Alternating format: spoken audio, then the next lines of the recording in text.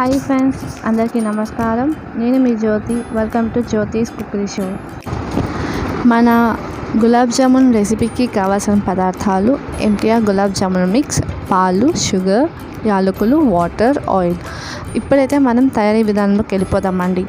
ఇప్పుడు నేను చూపిస్తున్నాను చూడండి కప్పు. ఆ కప్పుతోనే అన్నీ కొలుచుకుందామండి. సో ఈ మిక్స్ నేను యూస్ చేసేది ఏంటంటే ఎంటీఆర్ వాళ్ళది. అది 175 గ్రామ్స్ ఉంది. ఆ 175 గ్రామ్స్ అనేవి నాకు కప్స్ రూపంలో అయితే 2 కప్స్ వచ్చాయండి. చూసా కదండి. ఇప్పుడు ఒక గ్లాస్ తీసుకుంటున్నానండి. ఆ గ్లాస్కి ఫుల్గా పాలు తీసుకున్నాను. చూసా కదండి. మళ్ళీ సేమ్ అదే కప్తో వాటర్ కూడా తీసుకుంటున్నాను. ఇది యాక్చువల్లీ నేను 2 గులాబ్ జామున్స్ చేయాలనుకున్నాను ఈ రోజున.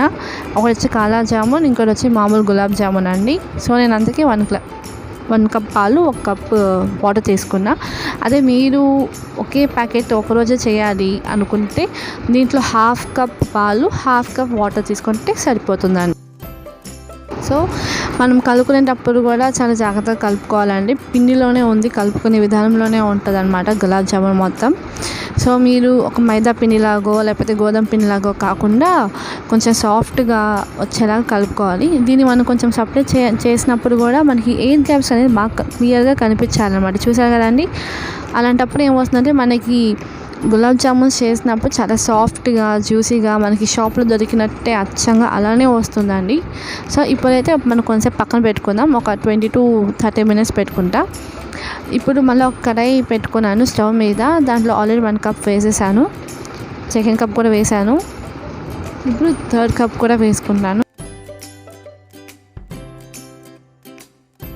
యాక్చువల్లీ క్వాంటిటీ షుగర్కి పిండితో ఎలా రిలేట్ చేసి చెప్పాలంటే 2 కప్స్ మనకి పొడి వచ్చింది కాబట్టి 4 కప్స్ షుగర్ వేసుకోవాలి, 4 కప్స్ వాటర్ వేసుకోవాలి.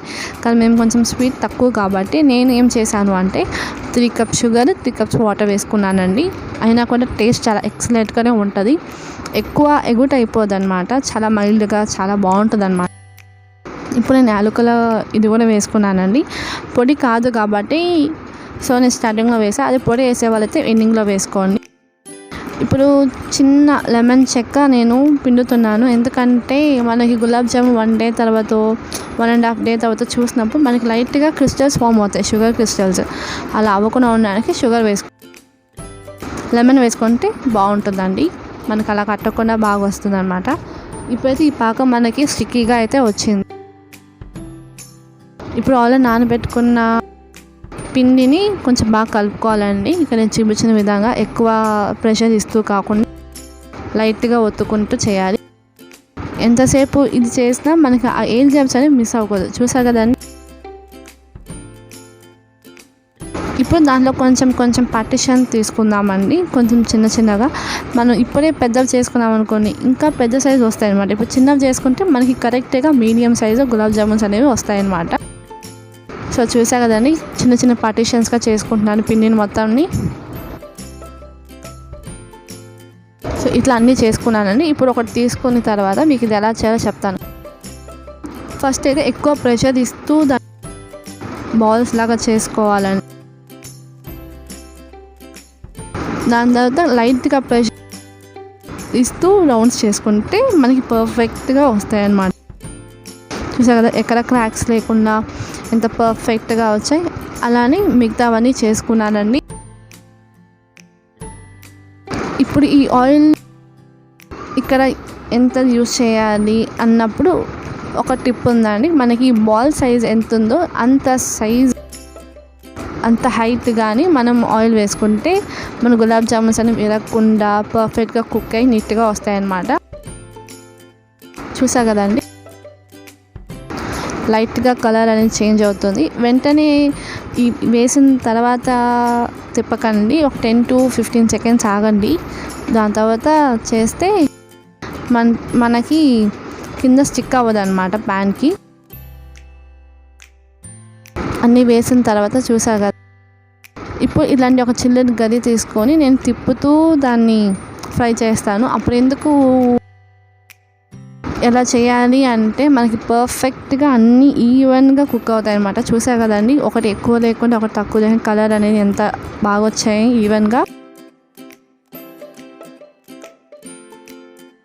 చూసారు కదా మనకి పర్ఫెక్ట్గా ఎంత బాగా వచ్చాయి గులాబ్ జామున్స్. బాల్స్ అనేవి ఎక్కడ క్రాక్స్ లేకుండా ఈవెన్గా కుక్ అయ్యి ఒకటి ఎక్కువ కాకుండా ఒకటి తక్కువ కాకుండా. చూసారు కదా, ఇట్లా అన్నీ కలెక్ట్ చేసిన తర్వాత మనం ఆల్రెడీ సిరప్ ప్రిపేర్ చేసి ఉంటాం కదండి. ఆ సిరప్ మరీ ఎక్కువ హాట్గా కాకుండా అలా అని చెప్పి ఎక్కువ కూల్ కాకుండా మీడియంలో ఉన్నప్పుడే మనము వాటిలో వేస్తే మనకి ఈజీగా అబ్జర్వ్ చేసుకుంటాయి అన్నమాట. ఎక్కువ హీట్గా ఉన్నప్పుడు వేసామనుకో ఏముందంటే చితికిపోతాయి అన్నమాట. తక్కువలో వేసామనుకోని సరిగా అవి జ్యూస్ అనేది సరిగా పీల్చుకోవద్దు, మనకి బాగోదు అనమాట, కొంచెం పచ్చికతనమే ఉంటుంది. చూసారు కదా అండి, ఇప్పుడైతే మనం సర్వ్ చేసుకోవడమే. సో మీరు కూడా ఖచ్చితంగా ట్రై చేయండి. ఎలా వచ్చిందో మాత్రం నాకు కామెంట్ రూపంలో చెప్పండి.